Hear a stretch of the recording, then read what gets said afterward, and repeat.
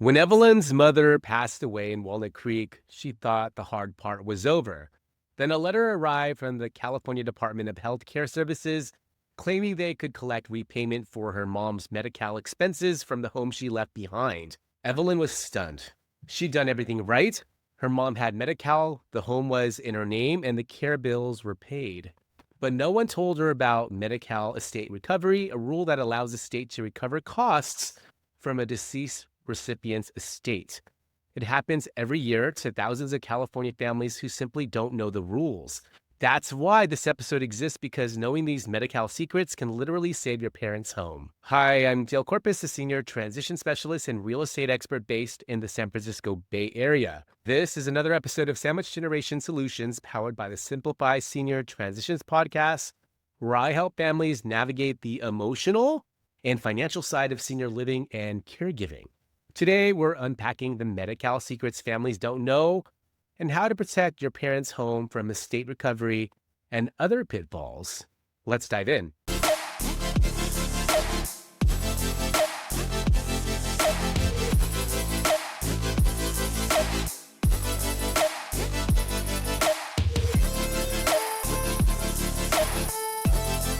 Let's first start with the myth of free Medi-Cal.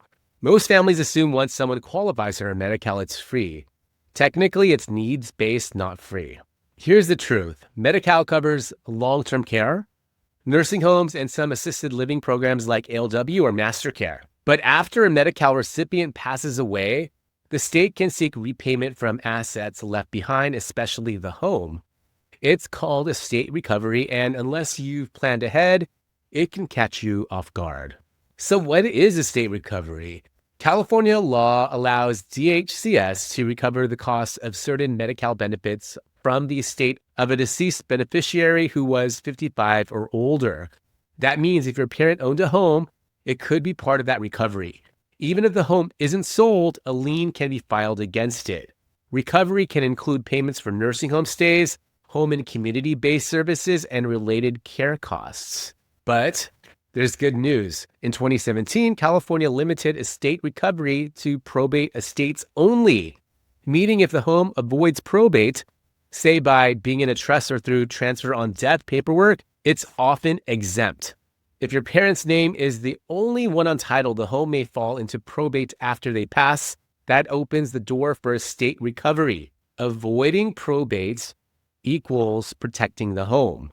Families can use tools like revocable living trusts, the gold standard for most Bay Area homeowners, transfer on death deeds, TOD deeds, easier to file, less costly, life estate or joint tenancy arrangements, though these have tax and control implications, so always consult an attorney. My disclaimer on this video is that I am not giving legal advice here, but I'm urging families to review how the home is titled before a crisis.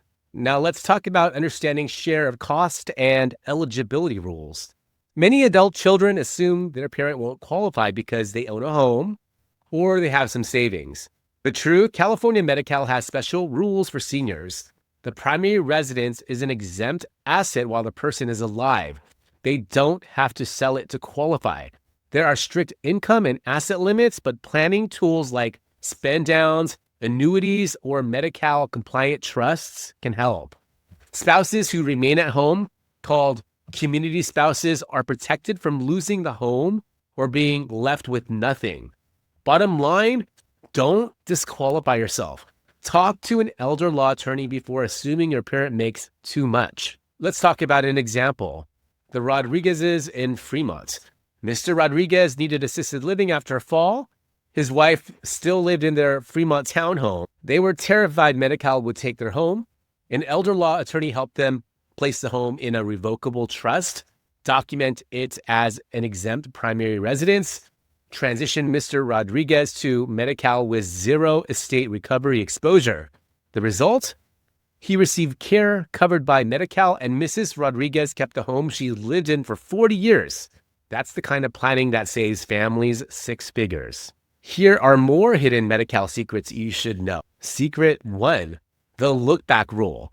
Medi-Cal can review financial transactions for up to 30 months before applying for long-term care coverage. Big gifts, transfers, or sales under market value can create penalties. Secret 2, the share of cost trap. Some families think Medi-Cal will pay everything. In reality, seniors may have to contribute part of their monthly income toward care, called a share of cost. Secret 3, not all facilities take Medi-Cal. Just because your parent has Medi-Cal doesn't mean every community will accept it. Always ask whether a community participates in ALW, Master Care, or other Medi-Cal affiliated programs. Secret 4, retroactive coverage exists. If your parent qualified but applied late, Medi-Cal can cover past months of care up to 3 months back. Secret 5, planning early changes everything. Waiting till after a fall or hospital stay limits your options. Planning now can help protect assets and preserve eligibility. You may be wondering why this matters now. Well, the average assisted living cost in the Bay Area is $6,000 to $8,000 a month. Without planning, that can deplete savings within a year. Families who learn how Medi-Cal, ALW, and Master Care work together can create a bridge, funding care without selling the home in a panic. I've seen too many adult children wait until it's too late and then spend months trying to untangle probate, reverse mortgages, or denied Medi-Cal applications. You deserve to have options, and knowing these rules gives you that power. Let's recap what we just covered.